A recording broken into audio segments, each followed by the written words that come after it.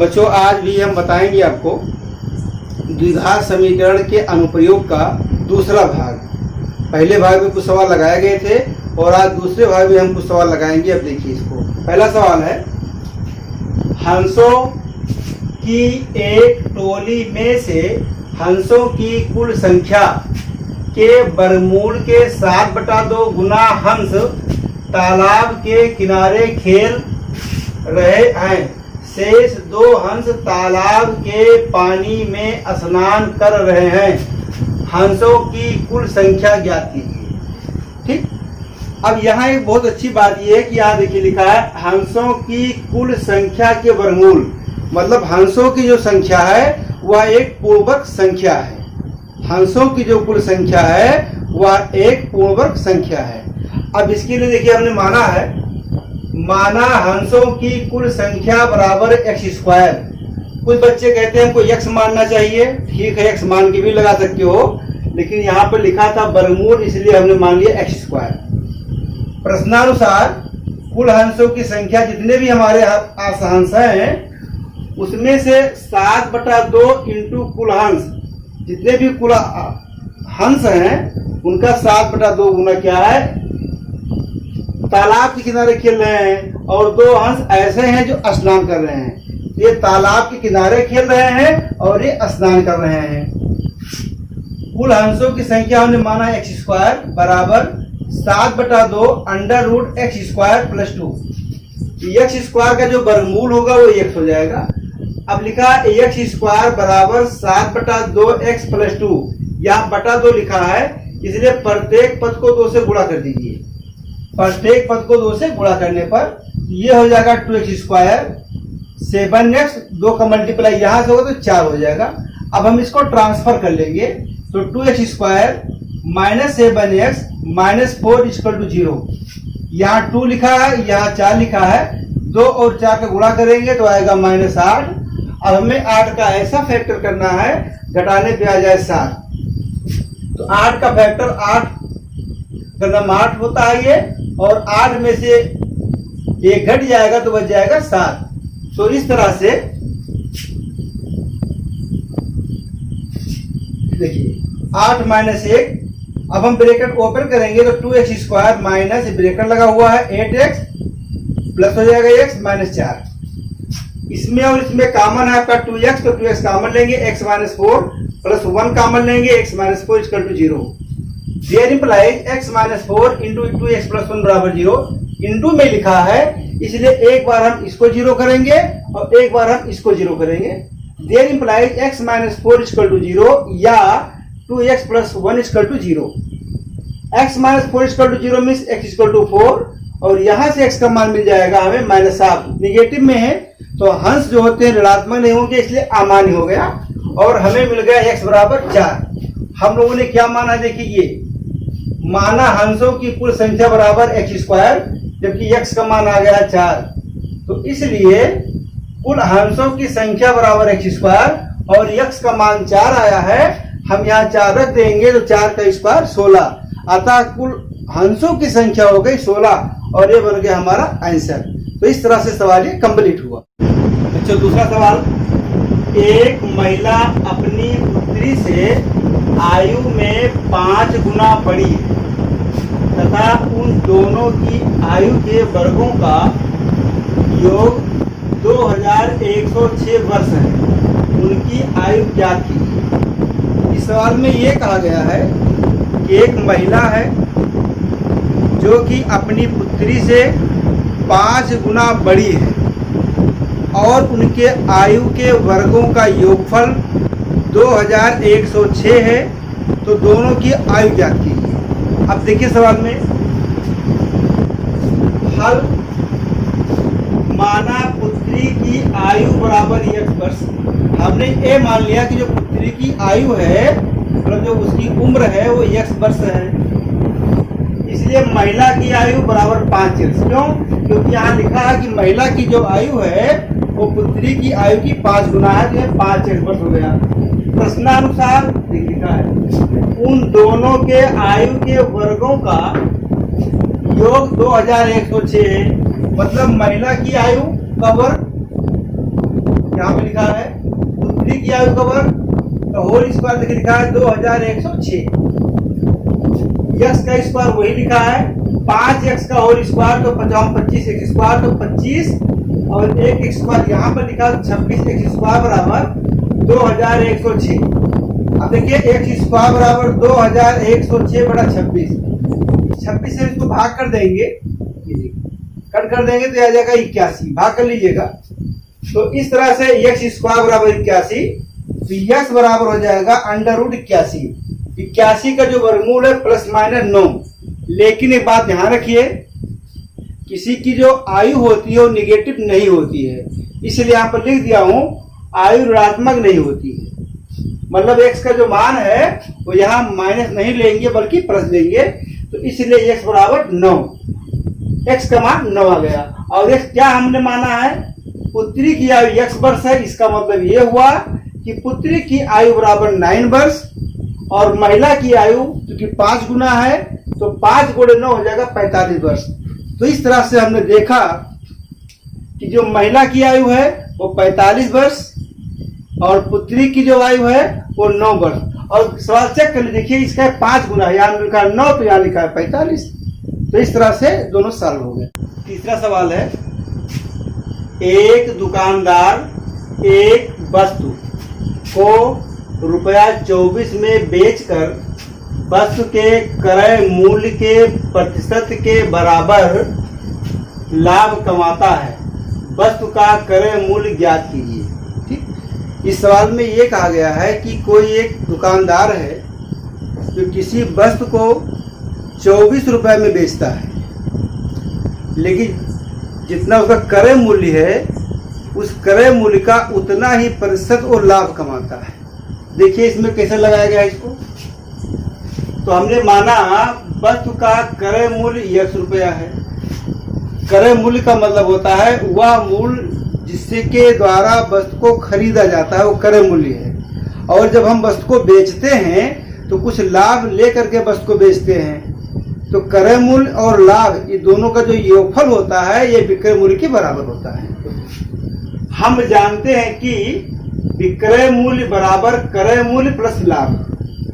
तो विक्रय मूल्य हमारा 24 रुपया है, क्रय मूल्य हमारा x है प्लस x का x प्रतिशत, मतलब जितना क्रय मूल्य है उसका उतना ही प्रतिशत लाभ कमाता है। मतलब यदि आपने 20 रुपए का कोई सामान खरीदा है तो उसमें जो लाभ होगा वो 20% होगा। या कह लीजिए कि 500 रुपए का आपने सामान खरीदा है तो उसमें जो लाभ होगा वो 500% होगा। तो इस तरह से देखिए x का x प्रतिशत का मतलब गुणा, तो x प्लस x गुणे x बाई 100। अब बटे में यहाँ 100 लिखा था इसलिए प्रत्येक पद को 100 से गुणा कर दिया गया। प्रत्येक पद को 100 से गुणा करने पर तो 100 का यहाँ से मल्टीप्लाई हो 2400 बराबर 100 से यहाँ गुणा होगा 100x, x का x से मल्टीप्लाई होगा तो x स्क्वायर, 100 से 100 कैंसिल हो जाएगा। अब इसको हम ट्रांसफर कर देंगे तो मिलेगा हमको x square plus 100x minus 2400 बराबर 0। अब हमें इसका फैक्टर करना है कि घटाने पे 100 आ जाए। ये थोड़ा कठिन कार्य होता है, तो फैक्टर करने का तरीका पहले बताया फिर भी ये समझा रहे। देखिए जैसे लिखा है 2400, अब इसे फैक्टर करना है तो इसको आप ऐसे भी लिख सकते हो 24 गुणे 100। अब 100 से अगर हम 24 घटाते हैं तो 100 तो आएगा नहीं। 24 को हमने एक फैक्टर और लिख दिया,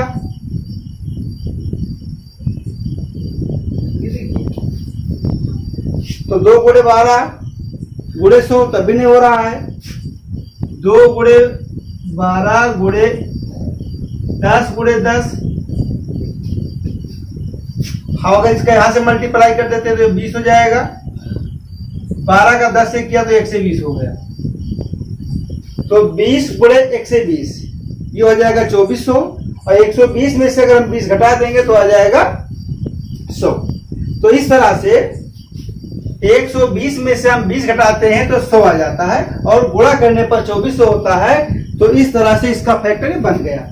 यदि बच्चों फैक्टर बनाने में प्रॉब्लम होगा तो आप सीधाचार्य का सूत्र लगा दिया करिएगा, x equal to minus B plus माई root B square minus 4ac upon 2a, सीधा आपको आंसर मिल जाएगा। बी की वैल्यू यही देखिए, ए की वैल्यू 1 है, बी का वैल्यू 100 है, सी का मतलब 2400। इस फार्मूले पर रख देंगे, सीधा आपको आंसर मिल जाएगा। फिर इस तरह फैक्टर करने की जरूरत नहीं है, फिर भी हम फैक्टर कर दिए। तो 100 के स्थान पे हमने लिखा 120 माइनस 20। अब हम ब्रैकेट खोलेंगे, x square plus 120x minus 20x minus 2400। अभी देखिए 4 पद हैं, तो इन दोनों पद में जो कॉमन है वो x कॉमन है, और इन दोनों में जो कॉमन है वो 20 कॉमन है। देखिए x कॉमन लेंगे तो x प्लस 120, माइनस 20 कॉमन लिया गया है तो x प्लस 120। x प्लस 120 जब कॉमन ले लेंगे तो यहाँ मिलेगा x, यहाँ मिलेगा 20, तो x माइनस 20 हो जाएगा। तो इस तरह से पहले ब्रैकेट में x प्लस 120 और दूसरे वाले ब्रैकेट में x माइनस 20 हो गया बराबर 0।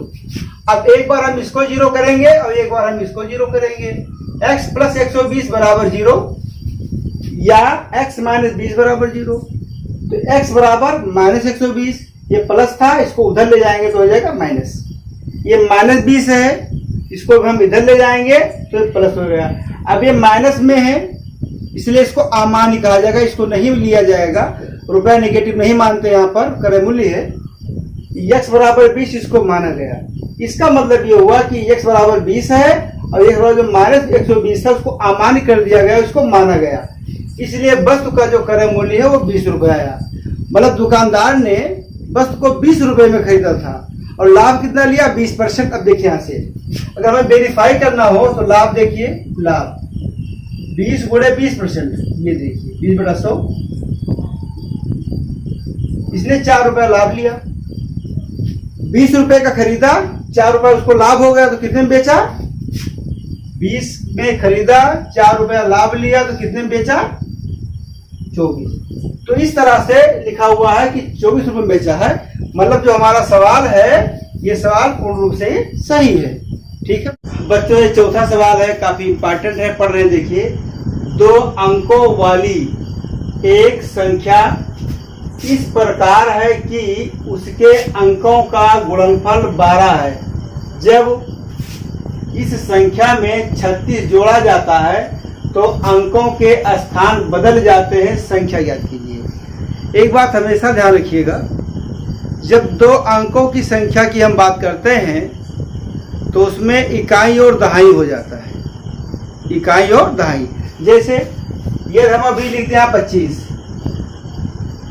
तो इस 25 में ये पूछा तुरंत हो जाएगा कि कौन सा इकाई है और कौन सा दहाई है। तो 2 दहाई है, 5 इकाई है। अगर हम इसको ऐसा कर दें तब क्या हो जाएगा 52। और ये कहा जाएगा कि इकाई जो है हमारा वो 2 है इसमें और दहाई 52 है। दहाई जो है 5 है, संख्या 52 है। तो जब एक बात हमेशा ध्यान रखिएगा, जब ये वर्ड आएगा 2 अंकों वाली ये चीज एक संख्या, ऐसी स्थिति में आपको हमेशा मानना है इकाई का अंक और दहाई का अंक। इकाई का अंक x तो दहाई का अंक y, या इकाई का अंक y दहाई का अंक x, दोनों में से कोई एक। हमने इसमें क्या माना है देखिए, माना इकाई का अंक बराबर x, दहाई का अंक बराबर y, संख्या 10y प्लस x। कुछ बच्चों को यह प्रॉब्लम हो जाता है, कैसे आपने लिख दिया, जबकि बच्चे जानते हैं। अभी उनसे पूछा जाए कि 2 दहाई 5 इकाई कितना हुआ, तो 2 दहाई 5 इकाई 20 5 25। मतलब जो दहाई के स्थान पर होता है उसको 10 से हम मल्टीप्लाई करेंगे, इकाई को जोड़ देंगे, संख्या का निर्माण होगा। तो यहाँ पर देखिए दहाई हमारा y है, 10 से मल्टीप्लाई होगा, इकाई को जोड़ेंगे, संख्या बन गया। तो संख्या बराबर 10y प्लस x। पहली शर्त क्वेश्चन को पढ़ा गया, देखो उसके अंकों का गुणनफल 12 है, मतलब इकाई का अंक गुणे दहाई का अंक बराबर 12, x इंटू वाई बराबर 12। जब इस संख्या में, मतलब ये संख्या में 36 जोड़ा जाता है तो अंकों के स्थान बदल जाते हैं। स्थान बदलने का मतलब होता है जो इकाई है वो दहाई हो जाएगा, जो दहाई है वो इकाई हो जाएगा, मतलब ये चेंज हो जाएगा। जो संख्या जो 10y प्लस x है जब बदल जाएगी तो इसका नाम पड़ जाएगा 10x प्लस y, ये चीज है। ठीक, तो दूसरी शर्त देखिए, संख्या 10y प्लस x प्लस 36 स्थान बदला गया है पर यहाँ 10y था तो यहाँ 10x हो गया, ये x लिखा था तो y हो गया। अब हम ब्रैकेट खोल दिए तो 10y प्लस x प्लस 36 बराबर 10x प्लस y। y को हम इधर ले आए हैं और x को उधर कर दिए, ट्रांसफर किया। तो 10y में से 1y घट जाएगा तो 9y, 10x में से 1x घट जाएगा तो 9x माइनस 36। 9 इसमें कॉमन, हमने कॉमन ले लिया तो 9 से 9 कैंसिल हो जाएगा, y बराबर x माइनस 4, तो y बराबर x माइनस 4 हो गया। समीकरण 2 से मतलब यहाँ से y का मान समीकरण 1 में रखने पर, समीकरण 1 आपके सामने यहाँ लिखा है, तो जहाँ y है इसके स्थान पे हम लिखेंगे x माइनस 4। तो x इंटू एक्स माइनस 4 बराबर 12, x square minus 4x minus 12 बराबर 0। 12 का ऐसा फैक्टर कर दो कि गुणा करने पर 12 आए, घटाने पर 4 हो जाए। देखिए 6 दूनी 12 होता है और 6 में 2 घट जाएगा तो 4 बचेगा। X square minus 6x plus 2x minus 12 बराबर 0। इसमें और इसमें x कॉमन है, x माइनस 6 हो जाएगा, यहाँ 2 कॉमन है इसमें x माइनस 6, तो एक ब्रैकेट में x माइनस 6 और एक में x प्लस 2, तो x माइनस 6 बराबर 0, ये x बराबर माइनस 2। तो इसमें क्या है, x प्लस 2 बराबर 0, तो x का मान मिल जाएगा माइनस 2, ये मान हो जाएगा और x का मान 6 आ गया। x का मान समीकरण 2 में रखने पर, समीकरण 2 आपके सामने ये है, यहाँ पर हम 6 लिखेंगे तो 6 में 4 घट जाएगा तो 2 आ जाएगा, तो y बराबर 2 हो गया और x बराबर 6। मतलब इकाई हमारा जो आया है वो 6 हो गया, दहाई हमारा 2 हो गया, तो 2 दहाई 6 इकाई। देखिए संख्या 10y प्लस x, तो y का मान 2 है, x का मान 6 है, तो 10 को 2 से मल्टीप्लाई करेंगे, 10 को 2 से मल्टीप्लाई 20 और प्लस 6 जोड़ा गया तो 26। तो इस तरह से संख्या प्राप्त हुई वो 26। अब इसमें एक नई बात है, हम चेक करेंगे कि कहीं ये गलत तो नहीं हो गया। तो अब बताइए 26 में हम अगर 36 जोड़ दें तो देखिए पलट जाता है कि नहीं पलट जाता है। देखिए 26 प्लस 36 ये आ गया 62, 26 36 कितना हुआ 62। क्या पहले था 26, अब क्या हो गया 62। इस तरह से सवाल क्या है सही है और ये भी आपका सॉल्व हो गया। बच्चों ये 5वां सवाल है, थोड़ा लंबा है, ध्यान दीजिए इसको। 600 किलोमीटर दूरी तय करने में एक तेज चलने वाली गाड़ी एक धीरे चलने वाली गाड़ी से 3 घंटा समय कम लेती है। यदि धीरे चलने वाली गाड़ी की चाल तेज चलने वाली गाड़ी की चाल से 10 किलोमीटर प्रति घंटा कम हो तो इन गाड़ियों की चाल ज्ञात कीजिए।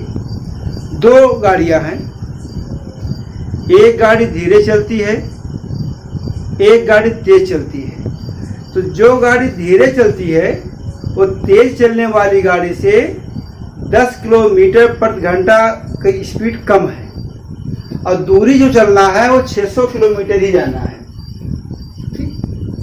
दूरी चलना है वो 600 किलोमीटर जाना है, पर जो तेज चलती गाड़ी उसको भी 600 किलोमीटर जाना है और जो गाड़ी धीरे चलती है उसको भी जाना है 600 किलोमीटर। समय में क्या है, जिस गाड़ी की चाल कम होगी उसको समय ज़्यादा लगेगा, जिस गाड़ी की चाल ज़्यादा होगी उसको समय कम लगेगा। मतलब चाल जब हम बढ़ाते हैं तो समय कम लगता है, चाल कम करते समय ज़्यादा लगता है। ध्यान कीजिए कुल जो दूरी है वो 600 किलोमीटर है। तो माना तेज चलने वाली गाड़ी की चाल बराबर 1 किलोमीटर प्रति घंटा, इसलिए धीरे चलने वाली गाड़ी की चाल बराबर x माइनस 10 किलोमीटर प्रति घंटा, क्योंकि जो धीरे चलती गाड़ी उसकी 10 किलोमीटर चाल कम है। तेज चलने वाली गाड़ी द्वारा 600 किलोमीटर जाने में लगा समय, समय बराबर होता है दूरी बटा चाल। तो दूरी आपके पास 600 है, चाल आपका x है, 600 बटा x। मतलब जो दूरी होता है, दूरी जो होता है, ये जो समय है ये आपका होता है दूरी बटा चाल।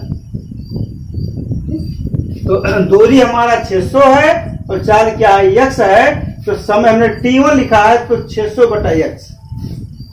इसी प्रकार धीरे चलने वाली गाड़ी द्वारा 600 किलोमीटर जाने में लगा समय t2 बराबर 600 बटा x माइनस 10। अब आपको ये देखना है कि समय किसका ज्यादा है। ये गाड़ी धीरे चलती है तो समय t2 है, ये तेज चलती है तो T1 है। तो जो गाड़ी धीरे चलती है वो देर में पहुंचेगी, जो तेज चलती है वो पहले पहुंचेगी। तो T2 क्या है, बड़ा है, और T1 क्या, छोटा है। कितने का अंतर है, देखो लिखा है 3 घंटा कम समय लेती है। 3 घंटा कम समय लेती है, मतलब जो तेज गाड़ी चलती है वो 3 घंटा पहले पहुंच जाती है। मतलब प्रश्नानुसार T2 माइनस T1 बराबर 3। ये समय है धीरे गाड़ी की और ये तेज की। तो धीरे चलने वाली गाड़ी की चाल माइनस तेज बराबर 3। तो T2 का जो वैल्यू है 600 बटा x माइनस 10, T1 600 बटा x बराबर 3।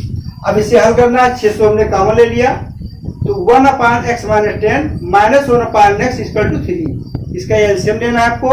x का यहाँ से मल्टीप्लाई होगा और इसका यहाँ से होगा। ध्यान देना बीच में माइनस, इसको बदल देगा, प्लस कर देगा ये।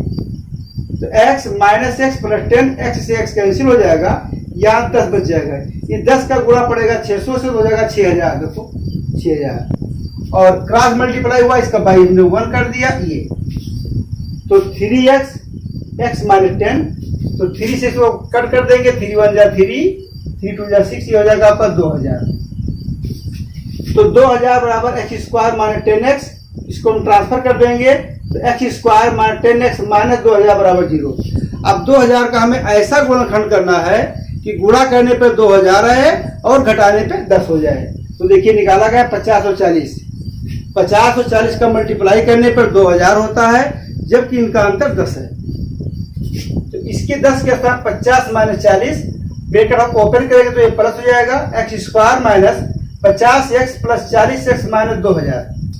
अब इसमें और इसमें जो कॉमन है वो x कॉमन है, तो x माइनस 50, इसमें और इसमें जो कॉमन है 40 है, तो x माइनस 50। कॉमन लेने का मतलब ये हुआ कि 2000 को 40 से भाग किया गया तो कितना आएगा 50। अब एक ब्रैकेट में हमारा हो जाएगा x माइनस 50 और दूसरे में हो जाएगा x प्लस 40 बराबर 0। देन इम्प्लाइज x माइनस 50 बराबर 0 या x प्लस 40 बराबर 0। तो x बराबर 50 या x बराबर माइनस 40। तो 4 निगेटिव नहीं होते, देखो यहाँ लिखा अमान्य मतलब मान्य नहीं है, तो x का मान 50 आ गया। अब x किसको माने थे, तो तेज चलने वाली गाड़ी की चाल कितनी हो गई, x मतलब 50 किलोमीटर। जो गाड़ी धीरे चलती है उसके लिए क्या बताया गया, x माइनस 10 मतलब 40 किलोमीटर, यहाँ लिख दिया गया है। तेज चलने वाली गाड़ी की चाल बराबर 50 किलोमीटर प्रति घंटा, धीरे चलने वाली गाड़ी की चाल 50 माइनस 10 बराबर 40 किलोमीटर प्रति घंटा। तो इस तरह से गाड़ी की चाल हमको मिली वो 40 किलोमीटर प्रति घंटा और 50 किलोमीटर प्रति घंटा है। यही हमारा आंसर है। तो पहला सवाल है कि एक आयताकार खेत का विकर्ण उसकी छोटी भुजा से 60 मीटर अधिक लंबा है।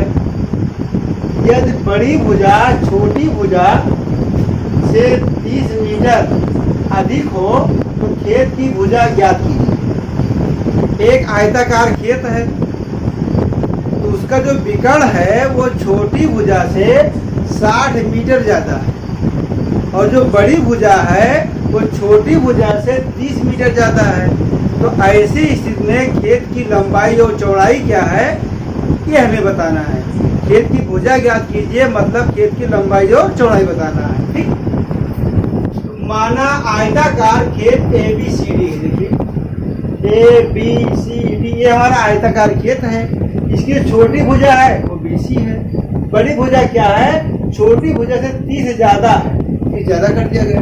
ये इसका विकर्ण है जो कि 60 ज्यादा है, x प्लस 60 किया गया है। तो छोटी भुजा पर BC बराबर x मीटर, बड़ी भुजा यानी AB x प्लस 30 मीटर, विकर्ण AC बराबर x प्लस 60 मीटर। यहाँ पर लिखा भी है वो विकर्ण छोटी भुजा से 60 मीटर ज्यादा है यानी अधिक है और बड़ी भुजा 30 ज्यादा है। ठीक, तो इस तरह से हम देखते हैं कि A, B और C यह एक समकोण त्रिभुज है और जहां भी समकोण त्रिभुज होता है वहीं पर पाइथागोरस को लगाते हैं। ठीक, समकोण त्रिभुज ABC में पाइथागोरस प्रमेय से, तो पाइथागोरस का प्रमेय है कि कर्ण का होल स्क्वायर बराबर लंब का वर्ग प्लस आधार का वर्ग, यानी AC का होल स्क्वायर बराबर AB का होल स्क्वायर प्लस BC का होल स्क्वायर, ये पाइथागोरस है। AC आपका x प्लस 60 है का whole square, AB x plus 30 का whole square plus x square. x plus 60 का होल स्क्वायर मतलब a प्लस b का whole square, a square plus b square plus 2ab होता है। तो x स्क्वायर 3600, 60 का 2 से मल्टीप्लाई हुआ 120x बराबर इसका whole square x square plus 900 plus 60x plus x square. इस x स्क्वायर से ये कैंसिल हो जाएगा और इसको हमने ट्रांसफर कर दिया है। क्या होगा? x square plus 900 plus 60x को लिखा है, इसको हम उधर लिखे हैं। ये प्लस था हो गया माइनस, ये प्लस था हो गया माइनस। x स्क्वायर वैसे लिखा है, देखिए 60x में से 120x घट जाएगा तो माइनस 60x। 900 लिखा है माइनस 3600 लिखा है, तो 3600 में से 900 घट जाएगा तो 2700 बचेगा। अब हमें 2700 का फैक्टर करना है, घटाने पे 60 आ जाए। देखिए फैक्टर में निकाला है 90 और 30, क्योंकि 90 और 30 को जो हम गुणा करते हैं, 90 को हम 30 से मल्टीप्लाई करते हैं तो 2700 हो जाता है, 2700 और 90 से 30 घटाते हैं तो बच जाता है 60। तो इस तरह से हमारा फैक्टर मिल गया। अब देखिए 90 माइनस 30x ब्रैकेट ओपन करेंगे तो x square minus 60x plus 30x minus 2700। इसमें कॉमन है x, तो x हम कॉमन ले लेंगे। x माइनस 90 प्लस 30 कॉमन है, x माइनस 90 बराबर 0। एक ब्रैकेट में x माइनस 90 और एक ब्रैकेट में x प्लस 30। अब हम इसको 0 मानेंगे, x माइनस 90 बराबर 0 या x प्लस 30 बराबर 0। x बराबर 90 या x बराबर माइनस 30। तो माइनस 30 आया वो अमान्य हो जाएगा, x का मान 90 आ गया। x का मान 90 आने का मतलब जो छोटी भुजा है वो 90 हो जाएगी और जो बड़ी भुजा है जिसमें 30 ज्यादा है तो 90 प्लस 30 120 हो जाएगा। और विकल्प नहीं पूछा गया, अगर विकल्प पूछा गया होता तो 90 प्लस 60 150 हो जाता, लेकिन नहीं पूछा गया, कोई बात नहीं। तो छोटी भुजा 90 मीटर, बड़ी भुजा 90 प्लस 30 120 मीटर। तो इस तरह से आयताकार खेत की जो भुजाएं हैं वो 30 मीटर और 90 मीटर है। ये हमारा आंसर हो जाएगा। कल बोल दिया हूँ, ध्यान दीजिएगा, 90 मीटर और 120 मीटर है, यहाँ पे लिखा जाएगा 120। आयताकार खेत की जो भुजाएं हैं 120 मीटर और 90 मीटर है, ये हमारा आंसर होगा। ये आपने 6 सवाल को लगाया। अब 6 सवाल लगाने के बाद 2 सवाल मैं आपको होमवर्क दे रहा हूँ, इसको लगाइएगा। तो पहला सवाल है कि एक संख्या और इसके व्युत्क्रम का योग 17/4 है, संख्या ज्ञात कीजिए। और दूसरा सवाल है 2 संख्याओं का अंतर 3 तथा गुणनफल 504 है, संख्या ज्ञात कीजिए। पहले का जो आंसर है 4 या 1/4 और दूसरे सवाल का जो आंसर है 21 और 24। ये दोनों सवाल आपको लगाना है। ओके।